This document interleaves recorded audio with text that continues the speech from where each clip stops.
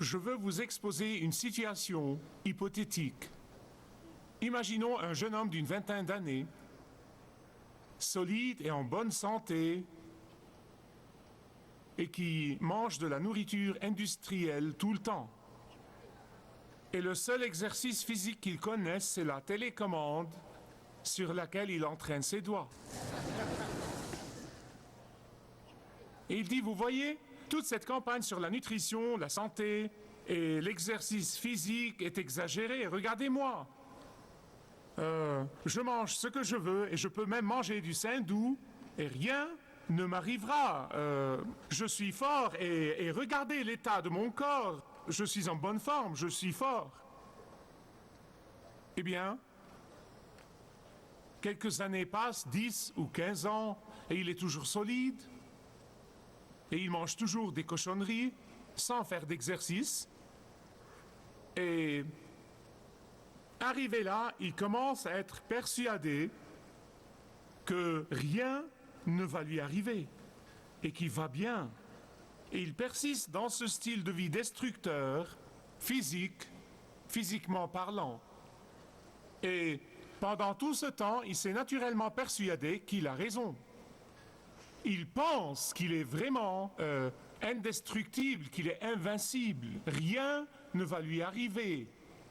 Et bien entendu, ceci dure encore quelques années.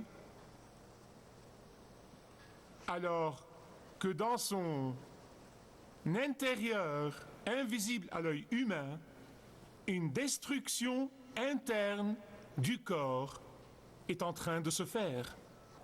Mais en ce qui le concerne, il ne peut pas voir le problème. Il va bien, aucun problème, jusqu'au jour où ses artères commencent à se boucher et qu'il risque une mort possible. Certains d'entre vous pensent probablement, eh bien Michael, où veux-tu en venir? Si je voulais prendre des cours sur la nutrition et l'exercice, j'irais plutôt consulter un professionnel et pas toi. Et je suis d'accord avec vous, mais faites-moi plaisir et écoutez-moi un moment.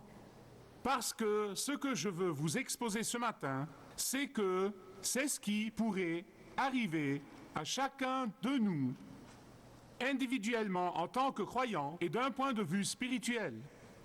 C'est exactement ce qui s'était passé avec les croyants dans l'église de Pergame, dans le livre de l'Apocalypse. Les croyants de Pergame se sont regardés et se sont vus bibliquement en bonne santé de l'extérieur. Mais leur style de vie était la tolérance de ce qui était mauvais. De l'extérieur, ils paraissaient OK. Mais en réalité, à l'intérieur, ils toléraient un style de vie qui rationalisait un cancer spirituel lent mais mortel. Et lui, le grand médecin, le Seigneur Jésus-Christ ressuscité, leur dit, et cet avertissement s'adresse à nous aussi, que si vous continuez à compromettre la vérité, tôt ou tard, vous allez devoir faire face au scalpel tranchant. Si vous continuez à fermer l'œil et à ignorer royalement le cancer grandissant à l'intérieur de vous, tôt ou tard, vous allez devoir passer sous le couteau tranchant. Si vous continuez à mener une vie spirituelle indisciplinée, tôt ou tard, vous allez devoir faire face à de sérieuses conséquences. Si vous continuez à vouloir faire des compromis pour être accepté par ce monde, tôt ou tard, vous risquerez même la destruction. C'est ce que le Christ ressuscité dit à chacun de nous. Le Seigneur Jésus-Christ ressuscité leur a lancé un appel. Il nous appelle aussi à changer notre style de vie maintenant, avant qu'il ne soit trop tard. Changez-le maintenant, tant que vous le pouvez. Et s'ils se repentent, il dit que la récompense sera bien plus grande que vous pouvez l'imaginer. Mais si vous refusez de vous repentir, le jugement sera plus grand. Je vous prie de bien m'écouter, c'est très important. Cet avertissement s'adresse à chaque croyant. Il s'adresse à moi. Il s'adresse à chaque église, à chaque pasteur, à chaque enseignant, à chaque personne qui prétend connaître Jésus-Christ comme Sauveur et Seigneur. Il y a 3 points qui émergent fortement de ce message adressé par Jésus-Christ le ressuscité à tous les croyants de la cité de Pergame. 3 points. Prenez note, inscrivez-les. Premièrement, le diagnostic du Christ de la situation. Deuxièmement, nous voyons la déception du Christ ressuscité envers ses serviteurs. Et troisièmement, nous voyons la décision du Christ concernant les saints. Premier point, le grand médecin diagnostique la situation. Pergame était une cité qui était construite sur une colline. Elle s'élevait de 1000 pieds au-dessus de la plaine. Pergame contenait la seconde plus grande bibliothèque du monde. Elle venait juste après la grande et l'importante bibliothèque d'Alexandrie. Dans la bibliothèque de Pergame, il y avait plus de 200 000 volumes, 200 000 manuscrits, tous dans cette bibliothèque. Et Pergame était aussi le foyer et le centre du culte de l'empereur. Vous voyez, dans d'autres cités, la plupart des adorateurs de l'empereur lui offraient des sacrifices une fois par an. À Pergame, c'était une fois par jour. Maintenant, vous pouvez imaginer par vous-même combien la pression était incroyable, combien immense était la pression exercée sur les croyants pour faire des compromis et laisser ces idées païennes se jouer de leur esprit et se jouer de leur tête. Imaginez simplement l'intensité de la tentation à laquelle ils faisaient face. Donc, voilà la pression quotidienne. Et Jésus dit, je sais. Je connais la tentation continuelle que vous subissez. Je sais que vous vivez là où Satan a dressé son trône. Je sais que vous vivez là où Satan vit. Je connais la pression que vous subissez. Laissez-moi vous dire, chers amis, il n'y a pas une seule pression, il n'y a pas une seule tentation, il n'y a pas une seule difficulté dans votre vie que le Seigneur Jésus-Christ ne connaît pas, qu'il ne comprend pas, et il compatit avec vous, et il vous appelle à lui. Il veut vous donner sa force pour que vous résistiez. Et il leur dit, je sais où vous vivez, je connais vos difficultés, je comprends vos circonstances, vous n'êtes pas seuls. C'est pourquoi le Seigneur Jésus-Christ dit à ses croyants qui vivent dans ce centre de culte de l'empereur, il dit, je sais, je sais, je sais, je sais. N'est-il pas merveilleux de savoir que le Seigneur Jésus-Christ sait exactement ce qui vous dérange aujourd'hui? Il sait exactement ce qui vous effraie aujourd'hui. Il sait exactement ce qui vous rend anxieux aujourd'hui. Il sait exactement où vous êtes. Et cette cité n'était pas uniquement le centre de l'adoration de l'empereur. Cela aurait été suffisant. Mais également, c'était le centre de l'adoration du dieu Escalopolos. Escalopolos était le dieu de la guérison. Et il était représenté par un serpent. Ceux parmi vous qui sont dans le domaine médical le comprennent. Vous le voyez dans les emblèmes pharmaceutiques et les emblèmes médicaux. Vous voyez le serpent, c'est le dieu de la guérison. C'est Escalopolos. Vous voyez, c'est l'ancien dieu de Pergame. Et ce dieu et cette représentation d'un serpent était un constant rappel pour les croyants du diable. C'était un constant rappel du serpent du jardin d'Éden qui veut constamment les mener à la perdition. En fait, dans ce temple de Escalopolos, dans cette ville de Pergame, les voyageurs, de pauvres gens issus de différentes parties de l'Asie mineure et même d'Europe, faisaient tout le trajet jusqu'au temple. Et sur le sol du temple d'Escalopolos, il y avait un grand nombre de serpents non venimeux. Et ces gens venaient et s'étendaient sur le sol du temple dans l'espoir d'être touchés par l'un de ces serpents. Je vous le dis, je ne peux les supporter. Je ne peux supporter ces créatures. Au paradis, je saurai pourquoi elles ont été créées. Les voilà donc parcourant de longues distances pour venir s'étendre sur le sol du temple dans l'espoir que l'un des serpents les touche car ils pensaient que ça les guérirait. Mais voyez-vous, c'est pourquoi c'était le trône de Satan. Parce que Dieu est Jéhovah Rapha. Dieu est notre guérisseur. Mais Satan dit non, je suis votre guérisseur. Je suis le serpent, je suis celui qui peut vous toucher et vous guérir. Et il a installé son trône à Pergame contre le trône de Dieu. Et donc, ces pauvres chrétiens qui vivaient à Pergame, qui vivaient dans ces circonstances difficiles, entourés de toute cette pression intense, vivaient littéralement dans la cité du trône de Satan. Mais encore, au beau milieu de ces difficultés, au beau milieu de cette pression intense, ils sont restés fidèles. Et c'est pourquoi le Christ ressuscité les loue pour cela. Vous voyez, il n'a pas commencé par dire « voici le problème ». Non, il a fait des éloges, il a fait des louanges. Il a commencé par diagnostiquer la situation et il dit « vous faites quelque chose de bien et j'en suis ravi ». Hey, c'est génial, je suis fier de vous, vous faites bien le bon choix, continuez comme ça, ne vous arrêtez pas, ne faites pas volte-face, ne changez pas, restez là où vous êtes. En second lieu vient la déception du Seigneur Jésus-Christ ressuscité. Laquelle? Quelle était la déception de Jésus?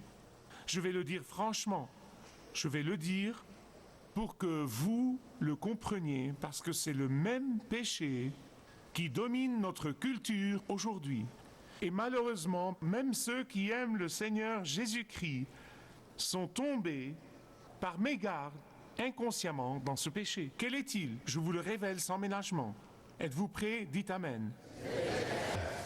Ils se sont dit, nous ne devons pas juger les autres. C'est ça. Ils se sont dit, nous ne devons pas juger le péché des autres. Eh bien, après tout, Jésus a dit, ne jugez pas de peur d'être jugé. Laissez-moi vous dire, Jésus se référait au jugement de la motivation. Je n'ai pas le droit de juger la motivation d'autrui. Jésus dit, de leurs fruits, vous les connaîtrez. Quand vous avez un péché non confessé, quand vous avez un péché caché, quand vous avez un péché dont vous refusez de vous repentir et que vous refusez de purifier par le sang de Jésus-Christ, vous n'avez plus l'intention de juger autrui. Parce que vous vous inquiétez de voir votre péché jugé. Alors vous dites, oh, on ne doit pas juger le péché d'autrui, on ne doit pas juger la vie pécheresse d'autrui, on ne doit rien juger, on ne doit pas juger. Mais, chers amis, quand le péché et le jugement du péché commencent dans ma vie, alors je serai en mesure de dire, voici ce que dit la parole de Dieu, voici ce que vous faites, et les deux sont en contradiction.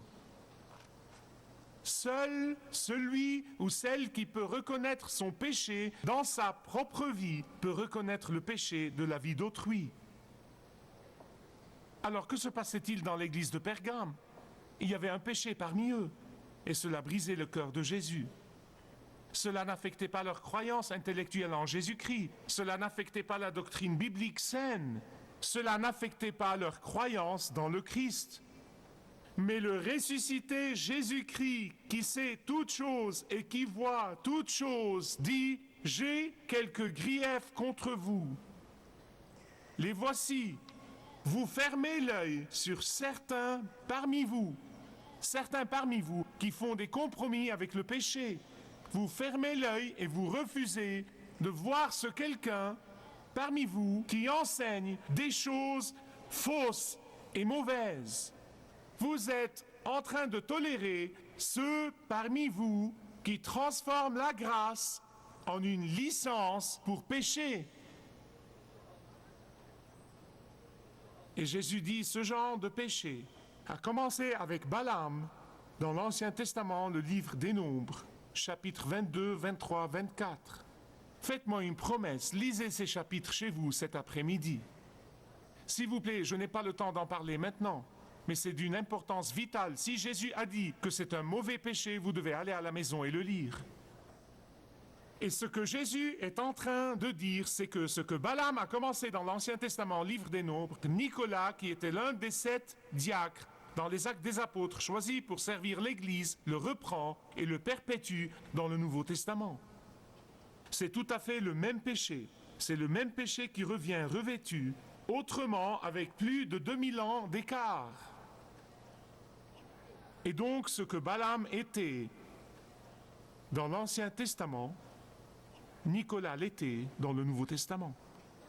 Un faux prophète, un faux pasteur. Qu'est donc en train de leur dire le Seigneur? Écoutez-moi bien. Soyez vigilants. Soyez vigilants quant au péché grandissant dans votre vie. Soyez vigilants quant au péché grandissant dans la vie du corps. Soyez vigilants quant au péché.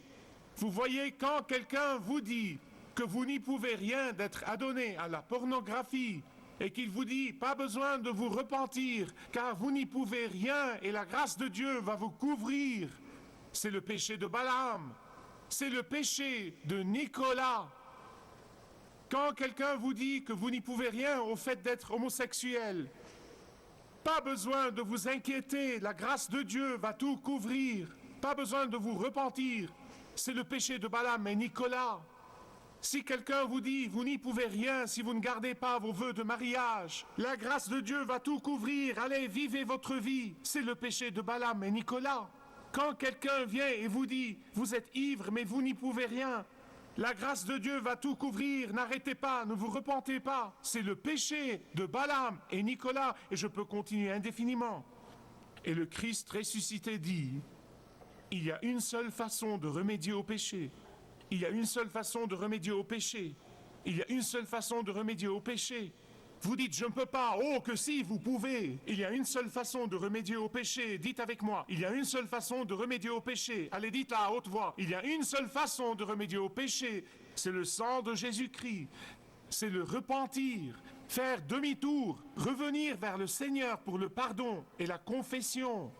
Vous voyez, Dieu a créé un chemin pour remédier au péché.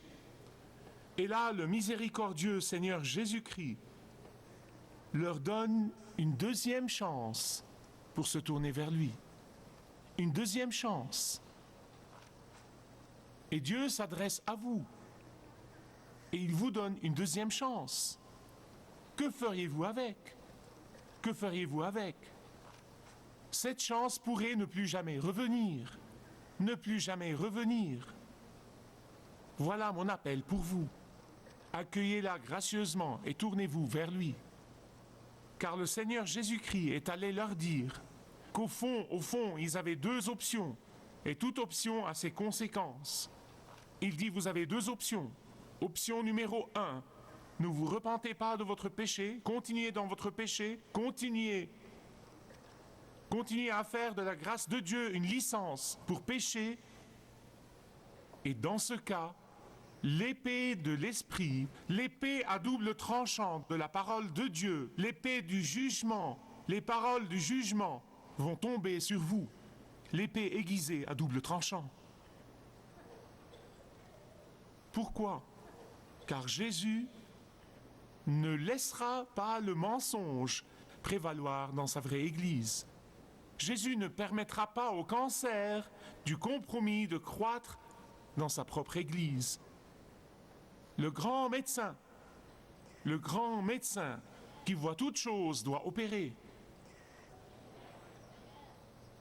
Et tout comme le cas hypothétique que nous avons évoqué au début du message, celui du jeune homme en bonne santé, qui ne voyait pas le danger croître en lui, il y a tant de chrétiens qui sont dans le péché, quel que soit le péché ou le domaine duquel ils relèvent, et ils y persistent pour 1 mois ou 2, 1 an ou 2, 2 ans, 3 ans, peut-être 10 ans, et rien ne se passe. Et ils commencent à se dire, à l'instar de ce jeune homme, rien ne va m'arriver.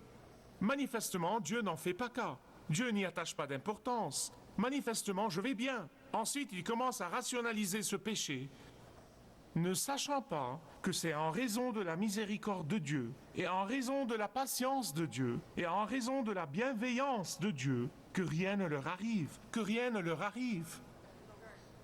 Mais ne faites pas ce que l'apôtre Paul dit aux Romains de ne pas faire. Il dit, ne confondez pas sa patience, ne confondez pas sa bienveillance, ne confondez pas le fait qu'il ne vous juge pas immédiatement avec de la faiblesse de sa part, ou de l'acceptation de sa part. Non, non, non, non. Il vous courtise, il vous appelle, il vous implore, Il vous parle à travers sa parole, il vous parle à travers des amis et à travers les prédicateurs, il vous parle à travers les leaders des petits groupes, à travers les enseignants de l'Église, il vous parle. Et puis il dit que si vous vous repentez, si vous faites ce choix et faites demi-tour et demandez le pardon, vous aurez 2 récompenses. La manne cachée et le caillou blanc. Que sont-ils? Souvenez-vous, dans le livre de l'Exode, le peuple de Dieu est sorti de l'esclavage de l'Égypte et ils ont échoué au désert. Et il n'y avait pas de nourriture, il n'y avait pas d'eau. Dieu leur a procuré de la nourriture du ciel, la nourriture des anges. Il leur a procuré la manne du ciel. Ils se réveillaient tous les matins et il pleuvait de la nourriture. Ils en prenaient à en manger pour le restant de la journée, tous les matins. De nouveaux bienfaits, je vois. Tous les matins. Et il leur dit, si vous les accumulez, si vous les cachez, ils seront putréfiés dans vos propres mains. Pourquoi? Parce que Dieu les veut dépendants de lui, tous les jours. Et donc, avant qu'ils ne s'en aillent vers la terre promise, Dieu dit, apportez une jarre, et apportez un peu de cette manne, et scellez-la dans la jarre. Et dans l'arche de l'Alliance, où les 10 commandements sont placés, il dit, placez la jarre. C'est ce qu'on appelle la manne cachée. C'était pour leur rappeler les bienfaits de Dieu, pour leur rappeler l'intervention de Dieu dans l'histoire, dans leur vie. Bien entendu, c'était une allusion au pain de la vie, le Seigneur Jésus-Christ. La manne cachée n'est rien d'autre que le pain de la vie, le Seigneur Jésus-Christ. Et il dit que quand vous vous repentez de votre péché, quand vous jugez votre péché, quand vous entrez en repentir, quand vous devenez pur avec Dieu, il ne vous donnera pas moins que le Seigneur Jésus-Christ lui-même. Qu'en est-il du caillou blanc? Les athlètes, particulièrement dans cette ville, comprenaient que pour chaque athlète gagnant, lorsqu'il gagnait, lorsqu'il remportait une victoire, il recevait un caillou blanc avec son nom gravé dessus. C'était une possession de grande valeur. Et que leur dit Jésus? Il dit à chacun de mes enfants, vainqueurs et victorieux et qui ne font pas de compromis, je donnerai un caillou ne portant pas simplement son nom dessus, mais un nouveau nom qui sera gravé dessus. Vous dites pourquoi un nouveau nom? Car Dieu donnait une nouvelle identité aux personnes qu'il appelait à joindre le ministère spécial. Il changeait leur nom. Abraham devint Abraham et Jacob devint Israël et Céphas devint Pierre et Saul devint Paul. C'est l'indication d'une nouvelle identité dans le Christ. Vous avez un nom spirituel, vous avez un nouveau nom, vous avez un nom spirituel que le Seigneur Jésus-Christ vous a donné et vous et lui êtes les seules 2 personnes à le connaître. Et il vous donnera ce nom gravé sur la pierre angulaire, le Seigneur Jésus-Christ lui-même. Si vous désirez connaître Dieu d'une manière personnelle, demandez le livret « Retrouvez la joie que vous avez toujours désirée » et vous pourrez découvrir l'amour de Dieu pour vous et apprendre comment expérimenter son pardon.